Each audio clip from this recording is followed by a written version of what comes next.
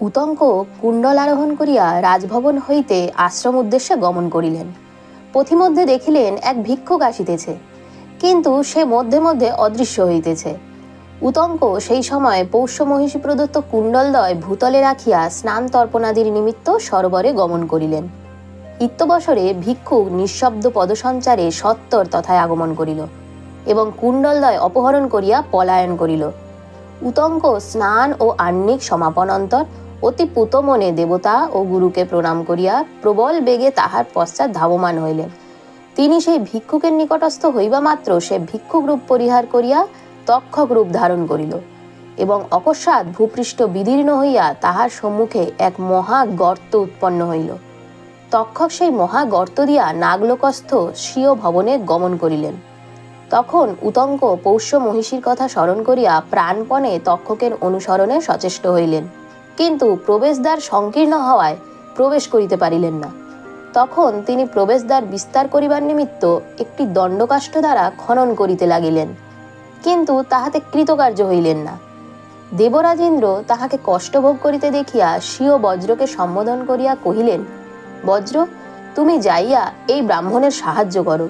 বজ্র প্রভুর আদেশক্রমে তৎক্ষণাৎ দণ্ডকাষ্ঠে অনুপ্রবিষ্ট হইয়া প্রবেশদ্বার বিস্তীর্ণ করিল। উতঙ্ক তদ্দ্বারা নাগলোকে প্রবেশ করিলেন। তিনি নাগলোকে প্রবেশ করিয়া বহুবিধ প্রাসাদ ও নানাবিধ ক্রীড়া কৌতুকের রমণীয় স্থান অবলোকন করিলেন এবং নাগগণের স্তব করিতে আরম্ভ করিলেন। কিন্তু উতঙ্ক এই রূপে সর্পদিগকে স্তব করিয়াও যখন কুণ্ডলদ্বয় লাভ করিতে পারিলেন না, তখন তিনি অত্যন্ত চিন্তিত হইলেন এবং ইতস্তত দৃষ্টিপাত করিয়া দেখিলেন দুইটি স্ত্রীলোক সুচারু বস্ত্রবয়ন যন্ত্রে বস্ত্রবয়ন করিতেছে। সেই তন্ত্রের সূত্র সকল শুক্ল ও কৃষ্ণবর্ণ এবং দেখিলেন দ্বাদশ অক্ষযুক্ত একখানি চক্র 6টি শিশু দ্বারা পরিবর্তিত হইতেছে। সেইখানে একজন পুরুষ ও অতি মনোহর একটি অশ্বও নিরীক্ষণ করিলেন। এইরূপ দেখিয়া উতঙ্ক তাহাদিগকেও স্তব করিতে লাগিলেন। অনন্তর সেই পুরুষ উতঙ্ককে কহিলেন, তোমার স্তবে আমি অতিশয় প্রীত হইলাম, এক্ষণে কি উপকার করিব বলো। উতঙ্ক কহিলেন, ভগবান, এই করুন যেন সমস্ত নাগগণ আমার বশবর্তী হয়। তখন সেই পুরুষ কহিলেন, ভালো, তুমি এই অশ্বের অপান দেশে ফুৎকার প্রদান করো। তদীয় বাক্যানুসারে উতঙ্ক অশ্বের অপান দেশে ফুৎকার প্রদান করিলে তাহার শরীর প্রজ্বলিত প্রায় হইয়া উঠিল এবং ইন্দ্রিয় বন্ধ হইতে অগ্নিস্ফুলিঙ্গ নির্গত হইতে লাগিল। তদ্দ্বারা নাগলোক সাতিশয় সন্তপ্ত হইলে তক্ষক অগ্নুৎপাত ভয়ে ভীত ও ব্যাকুলিত হইয়া কুণ্ডলদ্বয়ের সহিত স্বীয় বাসভবন হইতে বহির্গত হইলেন এবং উতঙ্ক সমীপে আসিয়া কহিলেন, আপনার এই কুণ্ডলদ্বয় গ্রহণ করুন।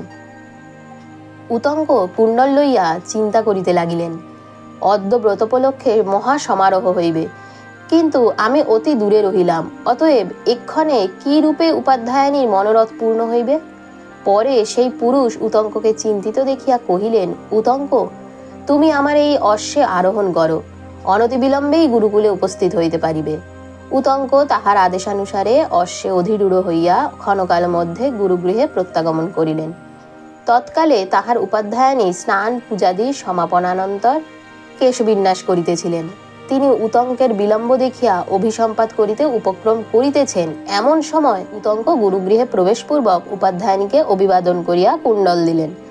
তিনি তাহা গ্রহণ করিয়া কহিলেন, বৎস উতঙ্ক, ভালো আছো তো? তুমি ভালো সময় আসিয়া উপস্থিত হইয়াছ। আমি এখনই অকারণে তোমাকে শাপ দিতাম, ভাগ্যে দিই নাই। এক্ষণে আশীর্বাদ করি তুমি চিরকাল কুশলে থাকো।